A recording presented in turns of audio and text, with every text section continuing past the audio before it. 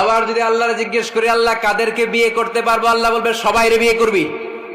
বাংলাদেশের নারীরা বিয়ে করা হালাল, পাকিস্তানের মেয়েদেরকে বিয়ে করা হালাল, সৌদি আরবের নারীদেরকে বিয়ে করা হালাল, এই বাংলাদেশের সিলেটের মেয়েদেরকে বিয়ে করা হালাল, ঢাকার মেয়েদেরকে বিয়ে করা হালাল, চট্টগ্রামের মেয়েদেরকে বিয়ে করা হালাল। হালালের কোনো শেষ নাই, সুবহানাল্লাহ পড়েন। কিন্তু যখন জিজ্ঞেস করলাম তাহলে কাকে কাকে বিয়ে করা হারাম, তখনই আল্লাহ গুনে গুনে 14 জনের নাম বলে দিলেন, পড়েন সুবহানাল্লাহ। হুররিমাত আলাইকুম উম্মাহাতুকুম ওয়া বানাতুকুম ওয়া আখাওয়াতুকুম ওয়া আম্মাতুকুম ওয়া খালাতুকুম ওয়া বানাতুল আখি ওয়া বানাতুল উখত। চিল্লায় পড়েন আল্লাহু আকবার। যখন হালাল তখন ব্যাপকভাবে বললেন সব মেয়েদেরকে বিয়ে করতে পারো।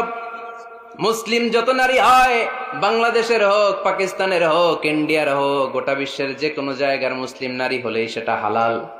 কিন্তু হারাম কোনটা যখন জিজ্ঞেস করলাম, গুনে গুনে বললেন মাকে বিয়ে করা হারাম, নিজের কন্যাকে বিয়ে করা হারাম, বোনকে বিয়ে করা হারাম, ফুফিকে বিয়ে করা হারাম, খালাকে বিয়ে করা হারাম, ভাতিজিকে বিয়ে করা হারাম, নিজের ভাগ্নিকে বিয়ে করা হারাম। সুবহানাল্লাহ পড়বেন না?